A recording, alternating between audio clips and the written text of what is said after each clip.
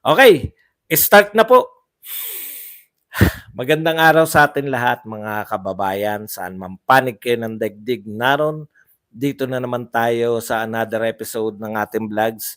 Badong Aratilis po. Pag-uusapan natin ngayon, ito po, no? Nagpahayag po si BP Sara. Di raw po siya nagbibiro sa sinabi niya na designated survivor. Kita nyo na. Sabi na sa inyo, hindi nagbibiro si BP Sara eh. Okay, pag-uusapan din po natin, ito po, kalalabas lang. Mainit pa to, Pulse Asia. Di ba? Sabi nila, bumababa na popularidad. Bumababa na popularidad. Ganito magsalita yun, yung sila. Bumababa na popularidad ng mga Duterte.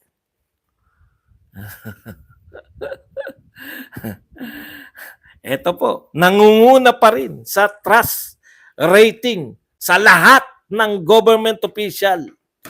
Ito pong si Vice President Sara Duterte. Kita nyo naman, na lalo pong naiiwan habang pong mataas si BP Sara, bumabagsak po ang popularidad, hindi pala popularidad, trust rating ni Pangulong Marcos. Yan po ba yung bumababa? Ngayon, yung mga tokmol na mga vlogger, ngayon yung ipaliwanag na bumababa pa rin yung rating ng mga Duterte. Napakataas po. Okay. Teka lang, baka meron pa tayo. Marami akong tinantusan kanina. Alam nyo, grabe yung pagiging antukin ko. Sabi ko, ano lang ako, ipipikit lang yung pikit ko 30 minutes eh.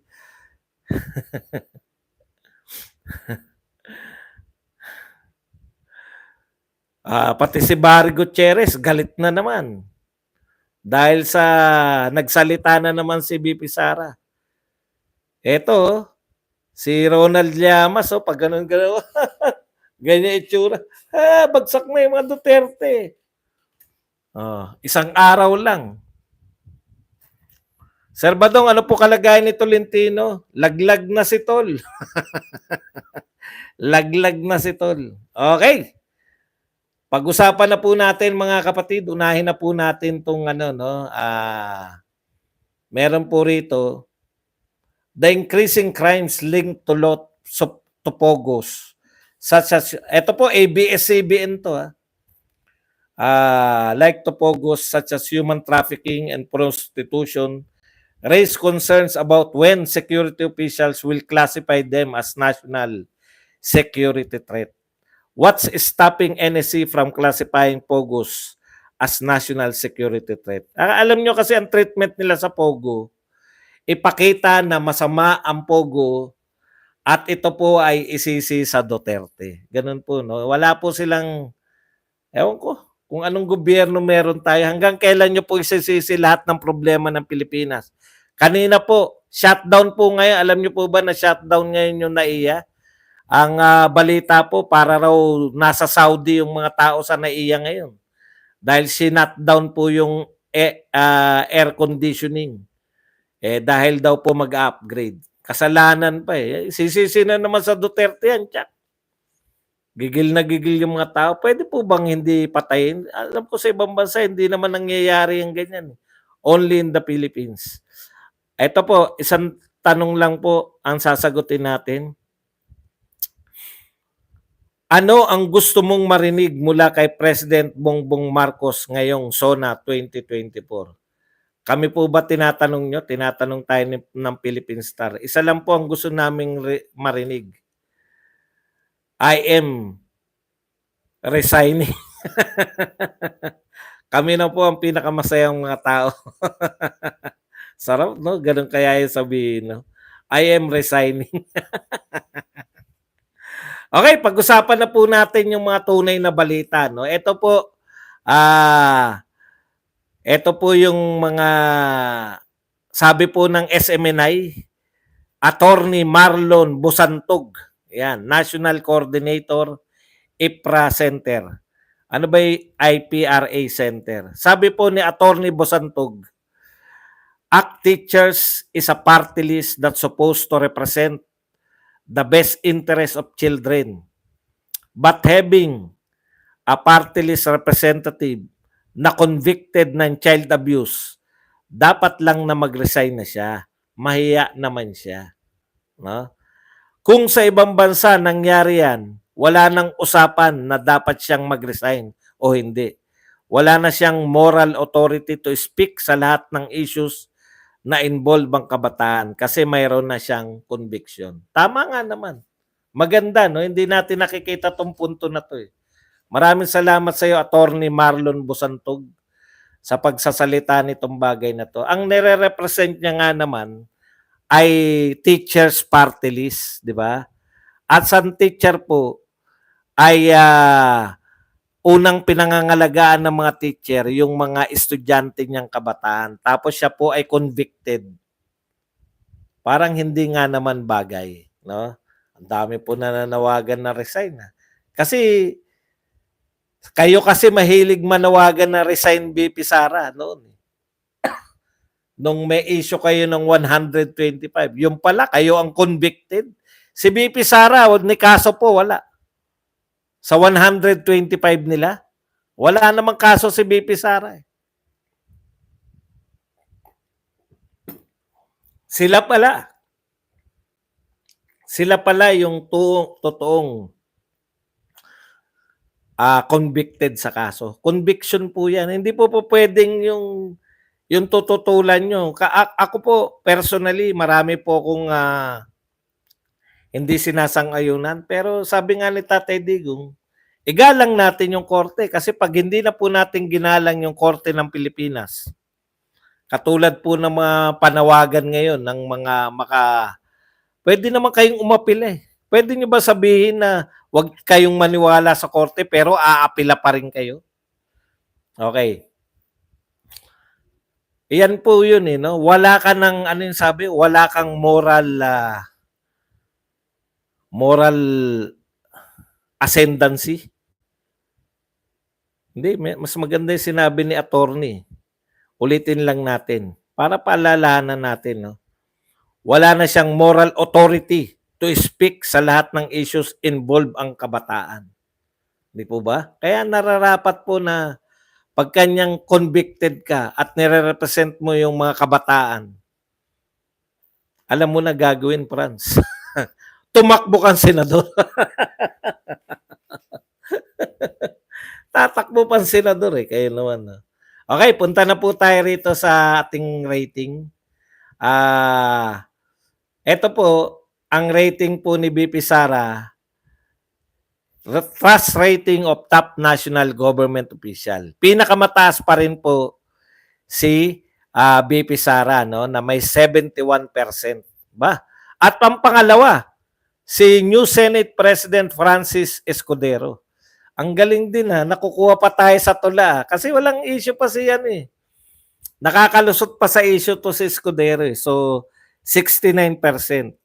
At pangatlo po ay si President Ferdinand Marcos na may 52%. Baka malito na naman kayo ha? Ha?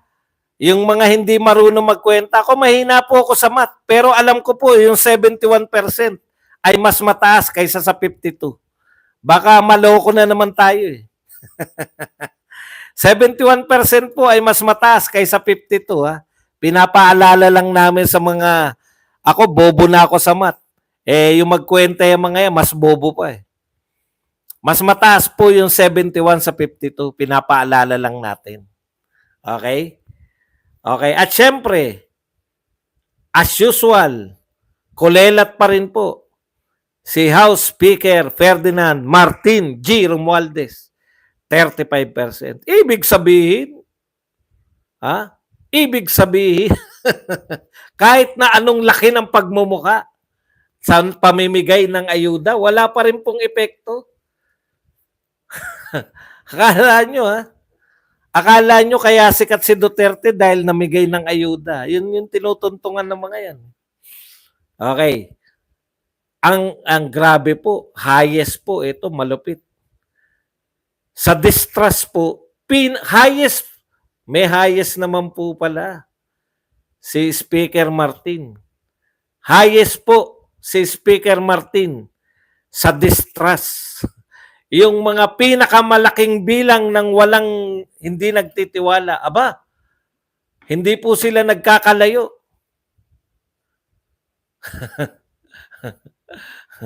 Hindi po sila nagkakalayo. 23% si Martin na siya po ang highest sa distrust. At pumapangalawa si Ferdinand Marcos Jr., 21%. Tignan niyo po yung distrust rating ni Sara Duterte, 8% lang. Ang baba po ng distrust rating sa kanila, 23 at 21% respectively. O, dito sila mahilig eh. Ibalik natin sila sa kanila yung ginagawa nila. Mahilig sila yung kinukumpara yung last eh. O, last quarter. Bumaba ba si Sara? Tignan po natin ang rating niya nung March 24. March 24, 71%. June 24, 71%. Napanatili ang kataasan. Kaya pala tahimik itong mga to. Kaya pala tahimik sila Abe, si Chinchanchu Jarrett. Chinchanchu Jarrett. Paano mo ngayon to paiikutin na naman? Napanatili po ni BP Sara yung kataasan. Samantalang si Ferdinand Marcos Jr. nung March ay 57. At ngayong June ay 52 na lang. Bumababa.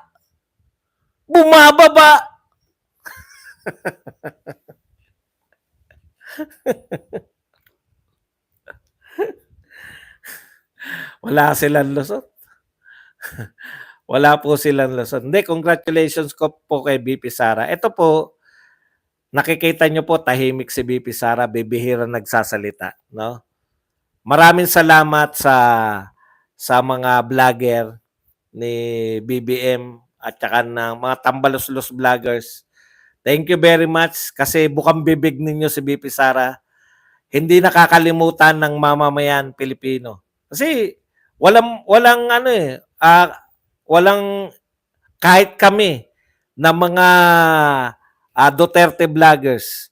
Bihira namin makontent si Sara kasi minsan lang nagsasalita eh. Minsan lang siya may nagpapa-interview. Kaya lang, dahil sa continuous na pagpo-promote ng mga vloggers ni BBM tsaka ni Tambaluslos sa mga Duterte, pinopromote po nila. Actually, ang ginagawa nyo kay Duterte, pinopromote nyo eh. Lagi nyong pinapaalala, no? Ngayon po, bumabalik na po ang krimen. Lagi nilang pinapaalala na si Duterte ang utak. Sa panahon ni Duterte, nagkaroon ng war on drugs. Kaya hindi nakakalimutan ng tao. Nung panahon ni Duterte, may war on drugs. Kaya tahimik kami. Salamat. No? Hindi nila nakakalimutan eh. Na panahon ni Duterte yun. Hindi nila nakakalimutan dahil pinagmamalaki nila yung mga hukay. Pinagmamalaki nila yung mga anong tawag diyan? Yung mga hukay ni groundbreaking ngayon. Napopromote po si Pangulong Duterte kasi nung panahon ni Duterte, hindi lang po mga groundbreaking ang nagaganap, kundi totoong mga build. So maraming salamat po sa mga vloggers. Kayo talaga yung, kasi walang binabayarang vlogger yung mga Duterte. Wala silang binabayarang press. Pero kayo walang tigil, walang puknat. No? Sa pagpo-promote sa mga Duterte, pinopromote nyo na nung panahon ni Duterte, mapayapa tayo dahil may war on drugs. Maraming salamat. Ngayon po, pinopromote nyo na kinukumpara nila. Kasi pinagmamalaki nyo yung mga groundbreaking. Pinagmamalaki nyo yung walang katuturang proyekto. Binibintang nyo kay Duterte yung pagtaas ng presyo ng bilihin ng mga bigas. Sasabihin naman ni Duterte, nung panahon ni Duterte, mababa ang presyo. Nakukumpara, hindi tuloy nawawala, no? Dahil sa inyo yan. Thank you very much. Galing nyo. Ang galing ng mga vlogger. No? Kung hindi kayo bayaran, kayong mga vlogger, talagang dapat kayong bayaran kasi ang husay nyo. Baliktad nga lang resulta. sa kahusayan yung ano, sa kahusayan yung manira sa mga Duterte, baliktad yung resulta eh. Akala nyo sinisiraan nyo si Duterte pag pinapaalala nyo yung war on drugs eh. Ang hindi nyo alam, no, pinopromote nyo si Duterte. Akala ninyo sinisiraan nyo si Duterte pag sinabi nyo magkaibigan sila ni Xi Jinping. Ang hindi nyo alam, pinopromote nyo si Duterte dahil magkaibigan sila ni Xi Jinping. Di ba? Kasi noon walang gulo eh. Bakit? Dahil magkaibigan sila ni Xi Jinping. Hindi nga namin ma-promote yan eh. Kayo talagang pinopromote nyo. Sinasabi, lagi nyo binabanatan si Duterte na pinamimigay na si Duterte pro-China. Ang dami na yatang gustong maging pro-China ng Pilipino. Kasi tahimik daw nung pro-China pa yung presidente natin eh.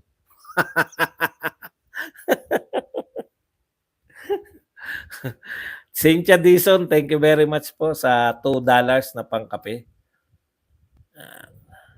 Add as moderator.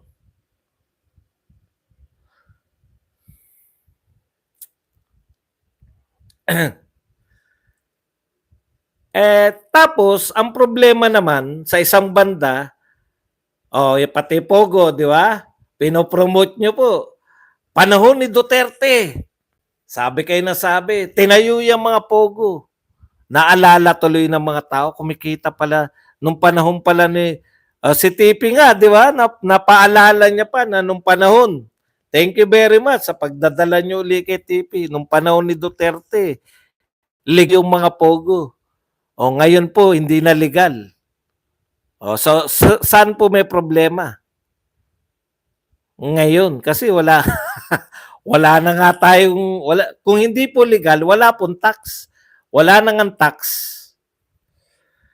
Papaalala na naman. Thank you very much. Dahil sa mga ginagawa nyo sa NAIA, brown out, mayat-maya, napopromote nyo si Duterte. Magaling talaga kayo. Okay, punta na po tayo rito sa sinabi ni BP Sara na nagiba na naman po sila.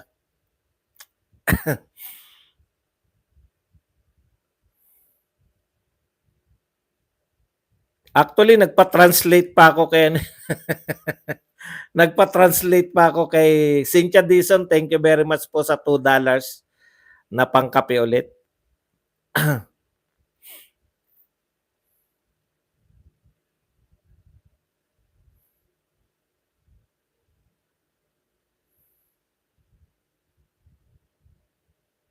Asa na? Sikat na naman po si BP Sara ngayon dahil po sa kanyang pinangatawanan, no? Marami po kasi nagsasabi na pangit yung biro. So akala nila nagbibiro po si BP Sara. Pero ito po ang sinabi ni BP Sara. Yung may translation na po para hindi tayo gano. Clarifies her statement for being the designated survivor and non-attendance to Ferdinand Marcos. Ang sinasabi po ni BP Sara, sa may translation na po, nasa na ba yun? Sabi niya po ngayon,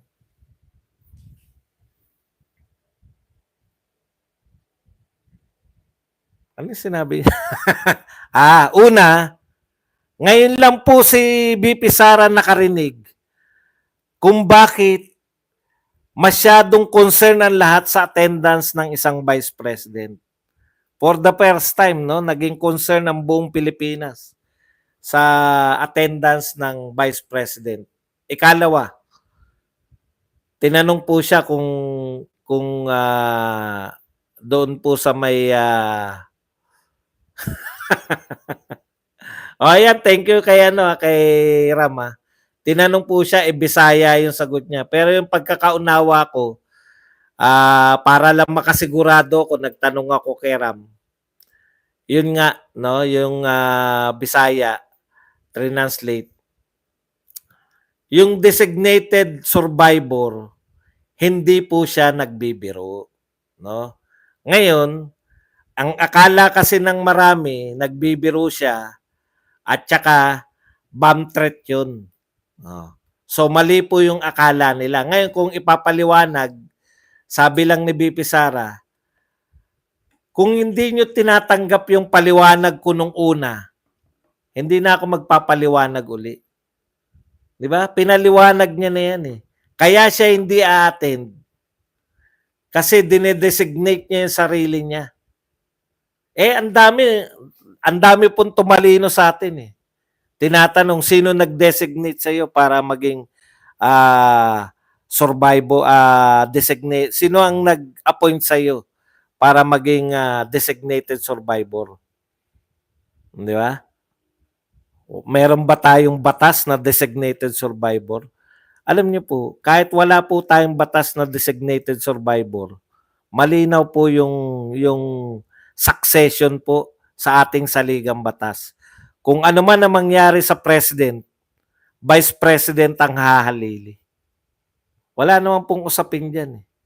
Ngayon, ang question nila siguro, ang hindi nila kayang tanggapin, sino yung nag-appoint sa kanya bilang designated survivor?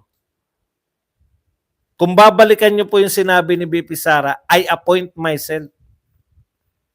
Siya po ang nag-appoint sa sarili niya. Ang tanong, pwede ba yun? Ang tanong ko, hindi ba pwede yun? Di ba?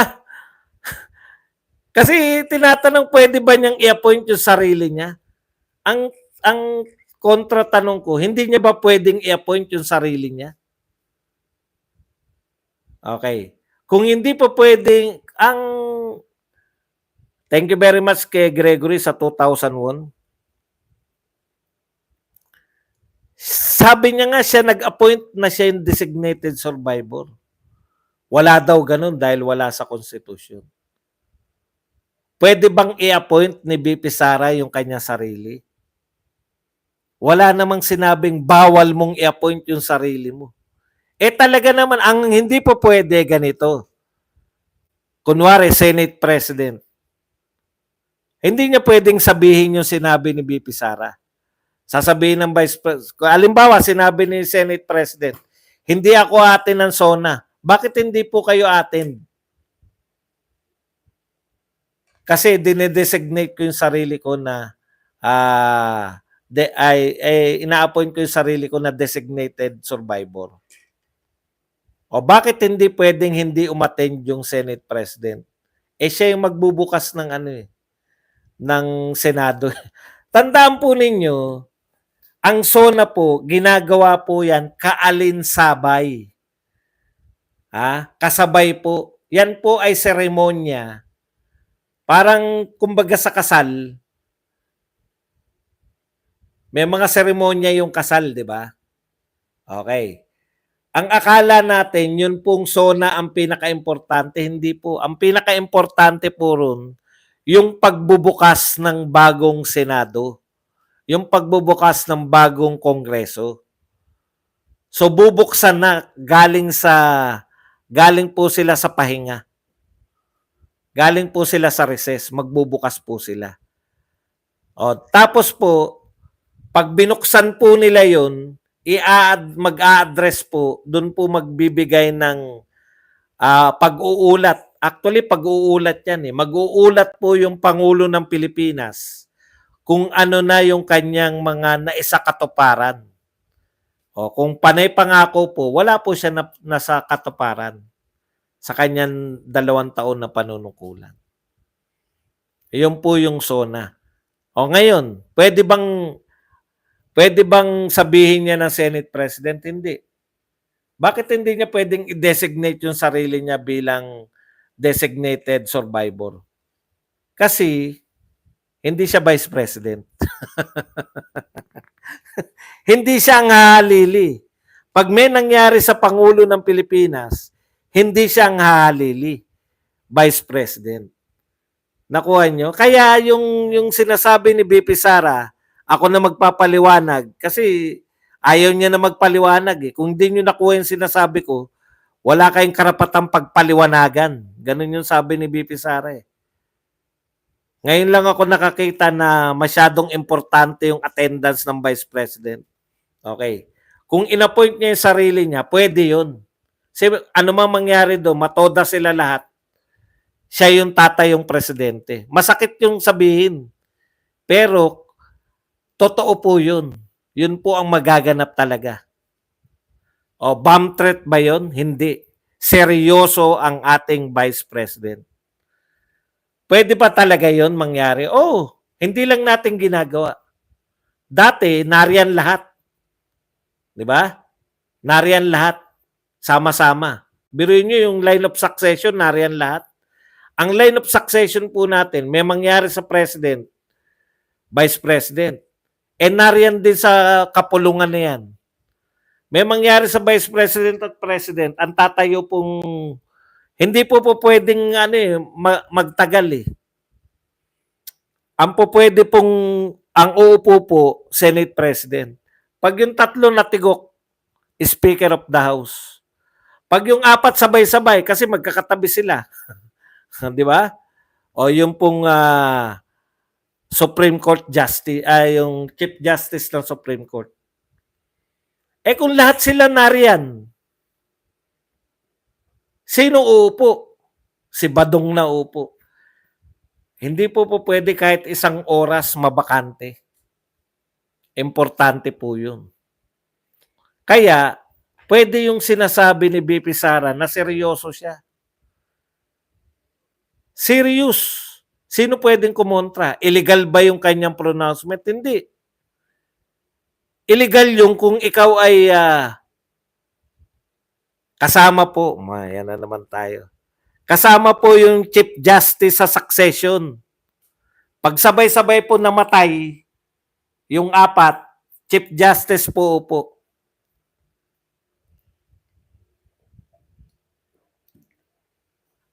Kaya tama po na seryoso si BP Sara ron. Hindi lang natin pinapractice yan. Hindi porket hindi natin pinapractice ay hindi na totoo. Siyempre, lahat ng tao kasi gusto magpoporma sila. Pormahan niyang zona na yan. Kaya nga, special ang paglamon dyan. 20 million.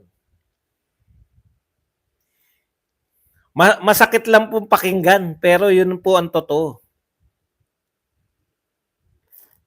Kaya, tama yun si BP Sara. Kaya masasaktan na naman po sila. Ito po ang mga reaksyon ng mga lintik na tao dyan sa bagong pronouncement na yan. Siyempre, malalayo ba si Barry Gutierrez? Ito raw ang translation ni Barry Gutierrez. Translation, just because I'm an elected official with a budget of over 1 billion pesos, you should not expect anything from me, whether presence or coherence. Kung ayaw ko magpakita o di nyo maintindihan, problema nyo na yan. Yan daw ang translation niya ron. Kahit nang babastos lang yung translation mo, Barry, tama yan para sa'yo. Problema mo na yan kung hindi mo maintindihan si BP Sara. Di ba? Problema nyo na yan. Tama naman eh. Sinasabi nyo ba illegal yung sinasabi ni BP Sara? Tama yun. Nagulat lang kayo.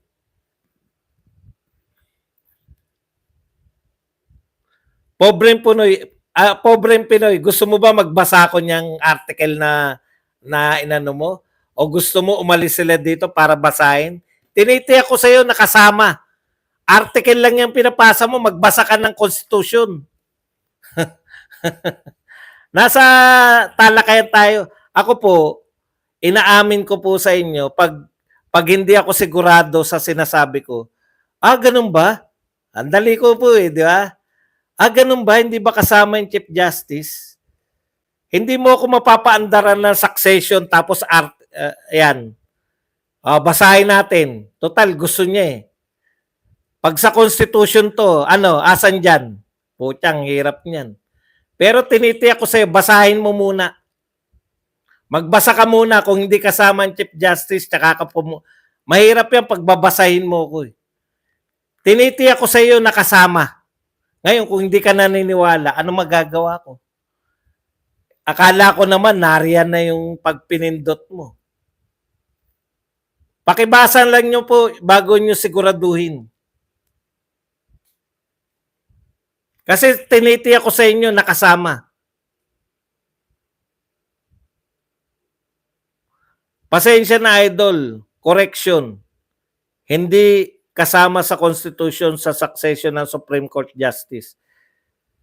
Talaga? Puta, dalawa na kayo ha. Parang gusto ko na maniwala. Mahirap.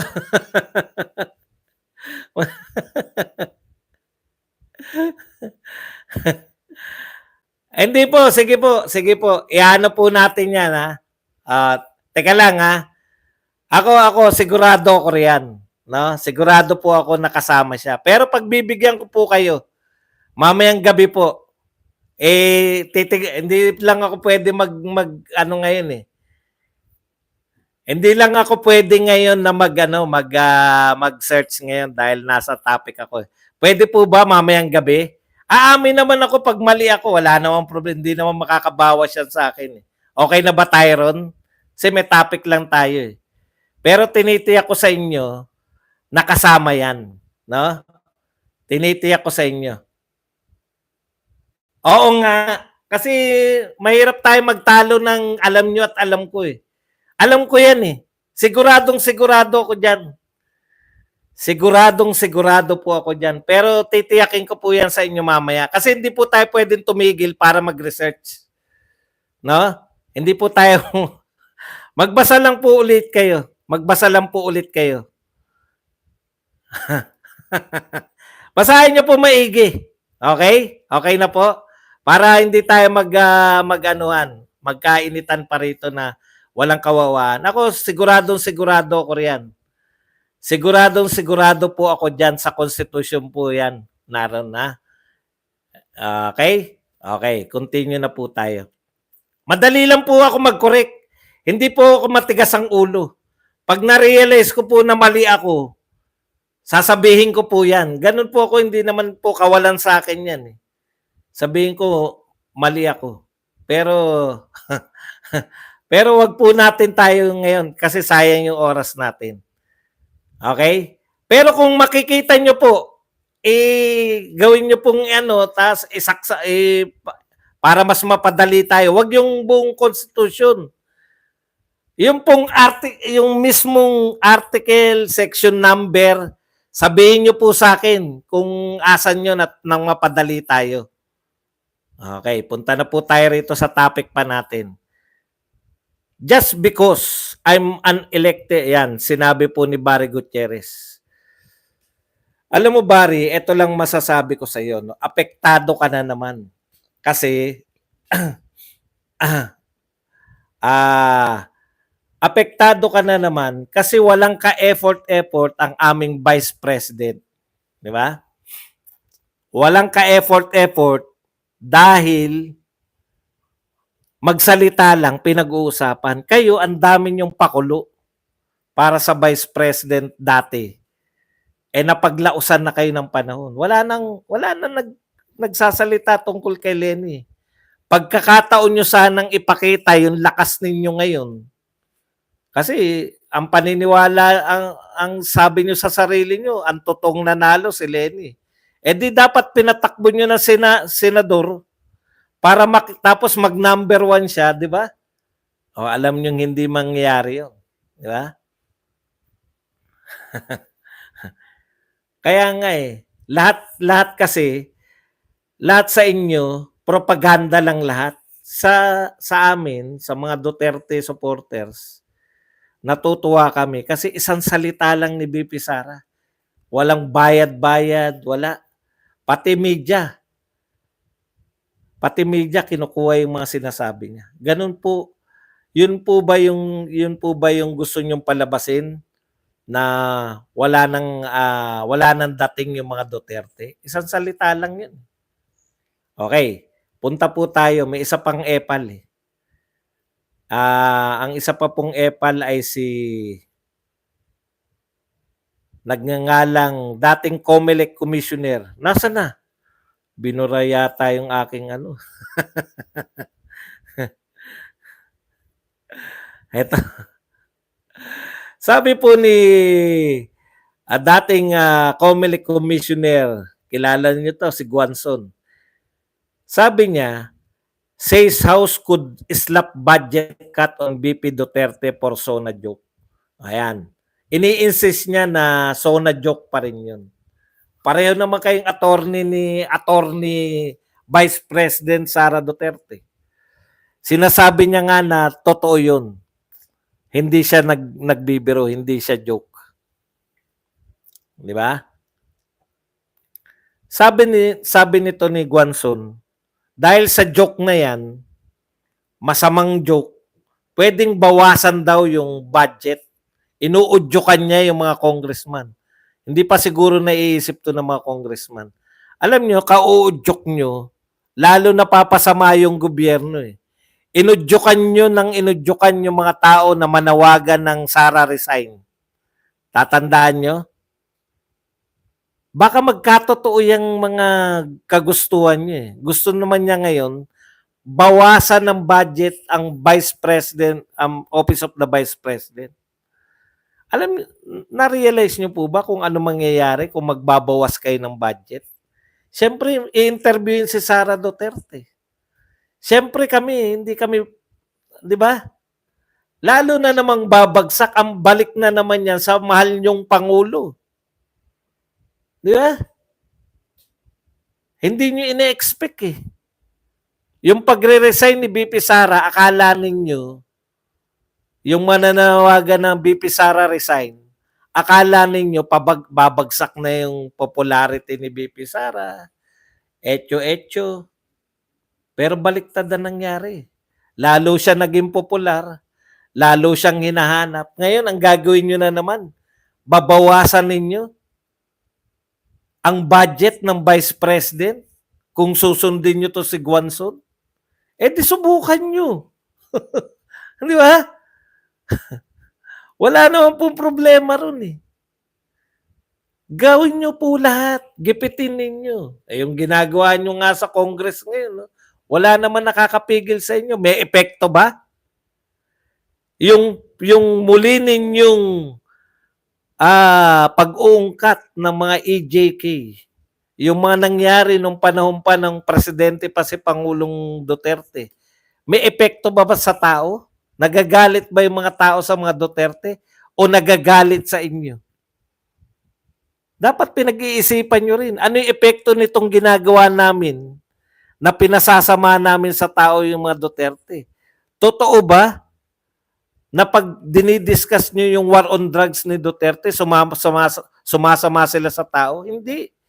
Pinapaalala nyo lang, lalo sa tao, na nung panahon ni Duterte, tahimik kami. Ngayon, eto, may Vice President tayo, maraming natutulungan. Bakit tinitiyak ko marami? Ilan ba yung satellite office? Ngayon lang tayo nakakita, ganun po katalino tong Vice President natin. Wala daw nagagawa. Siya lang nga nakaisip na magkaroon ng satellite office sa buong Pilipinas eh. May 10 satellite office. May nakaisip ba niyan sa mga nagdaang Vice President? Wala. Bakit kaya siya nakaisip niyan? Para makatulong, mas maraming matulungan. Hindi yung di ba?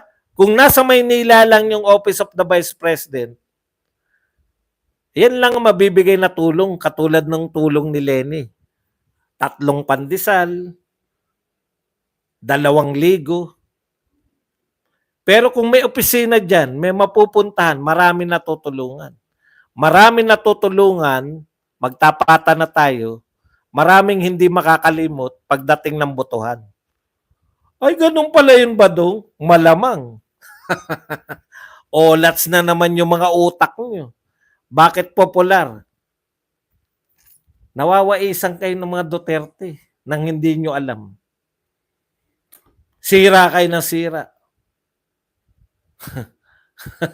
Mas mautak sa inyo mga Duterte. Kita nyo resulta, survey. Siyempre, questionin nyo na naman yung survey na yan. Inihintay ko nga to si Llamas eh. Bumabagsak na mga Duterte. Bumabagsak na mga Duterte. Baka ikaw ang unang bumagsak dyan sa pagkakaupo mo dahil ganun ka na umupo eh. Oh. Sa gigil mo sa mga Duterte. Kasi nga mahirap yun eh. Nakabase ka lang sa Maynila eh. Eh yan, kahit na nasan si BP Sara, may nagtatrabaho na 10 opisina.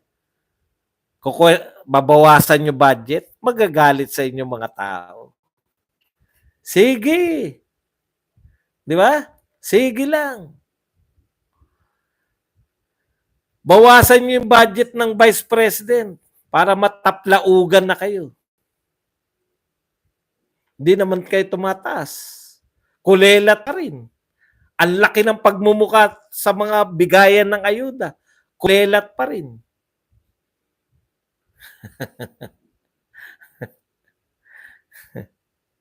O, kompleto ng mga